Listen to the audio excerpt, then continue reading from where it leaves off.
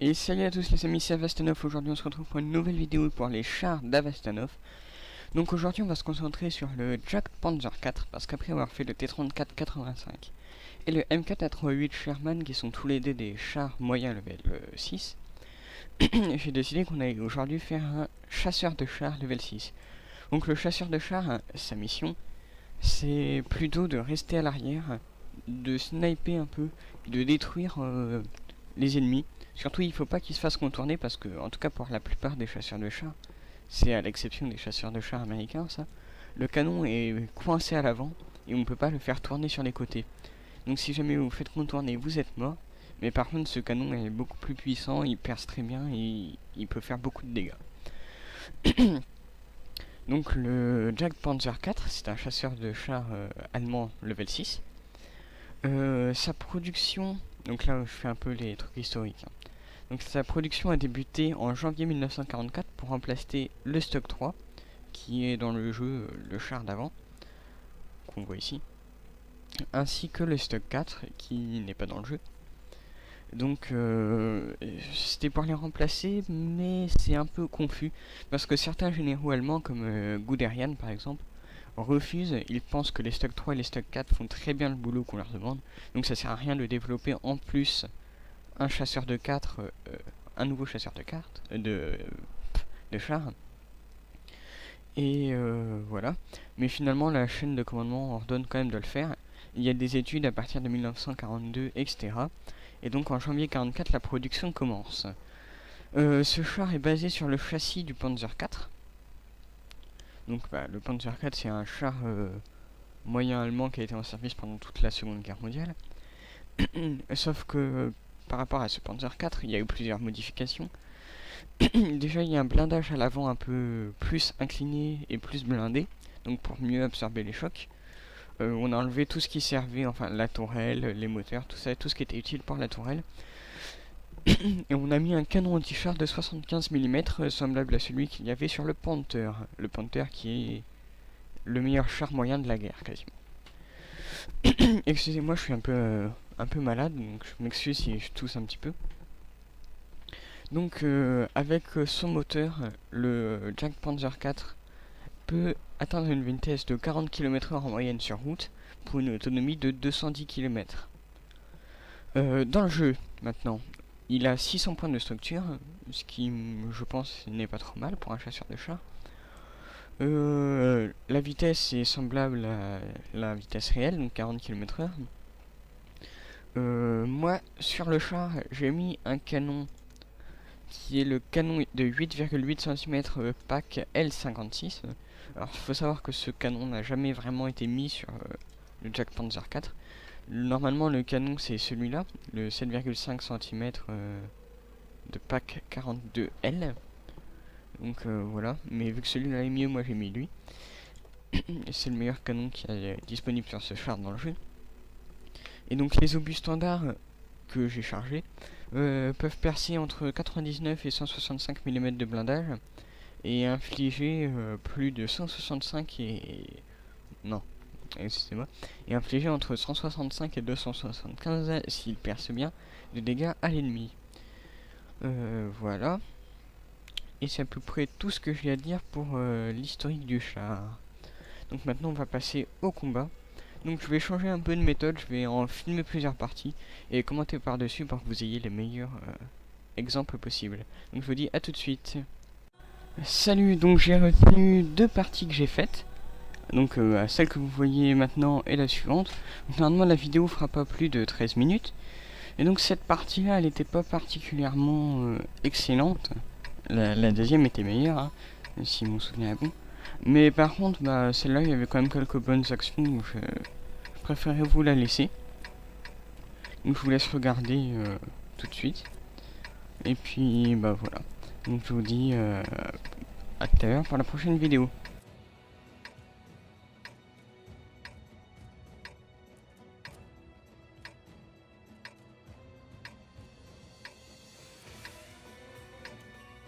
C'est parti!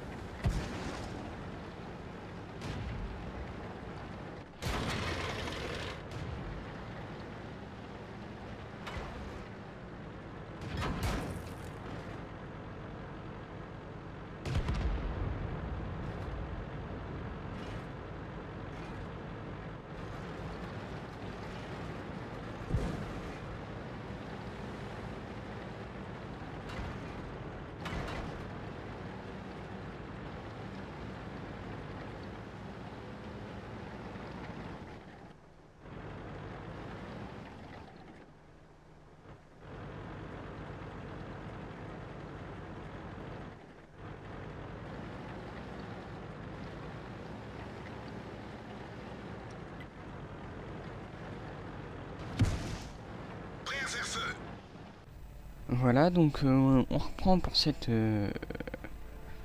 pas nouvelle vidéo, mais ce nouveau passage de la vidéo. Donc là, on est sur une partie pas trop mal, et j'ai fait une assez bonne partie, même si je meurs à la fin. Je me suis pas trop mal débrouillé, donc celle-là je l'ai retenue, elle était bien.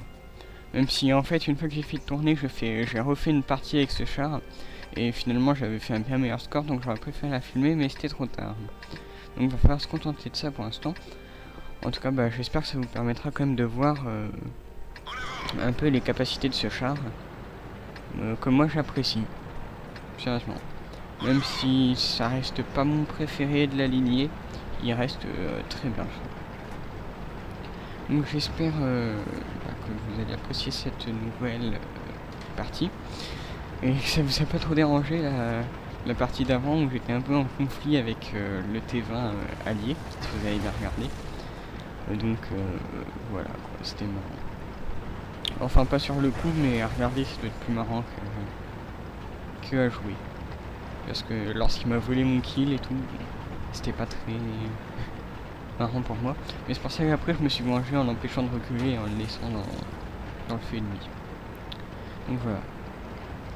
Et donc là, actuellement, si vous regardez, je suis en train de me positionner en espérant que le canon va être assez haut pour pouvoir tirer, mais je vois que c'est pas le cas. Donc je vais passer le restant de la partie à me mettre sur le côté là et à sniper un peu tout ce qui s'approche, et je vais faire beaucoup de dégâts. Je crois pas que je fais du kill, mais je fais beaucoup de dégâts.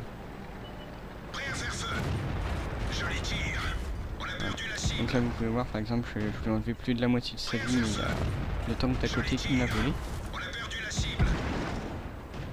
Et sérieusement, si jamais vous avez un char bas comme le Jack Panzer 4, d'ailleurs c'était un Jack Panzer 4 qui m'a volé le kill, je vous conseille de vous mettre ici parce qu'en fait il n'y a absolument que le dessus de votre char en fait qui est visible.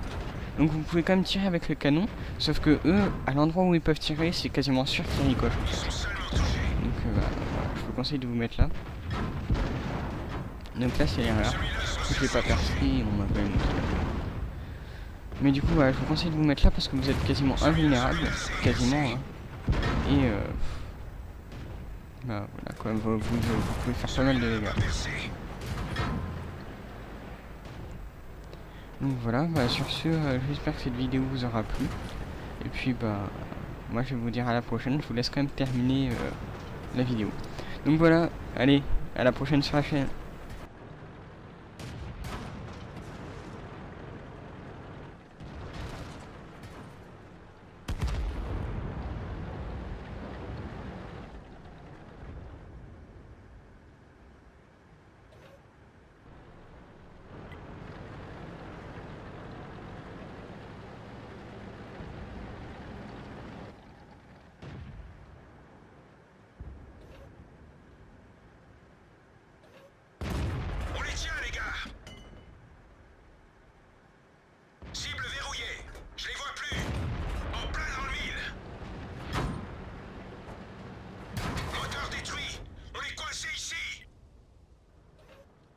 La chenille est touchée.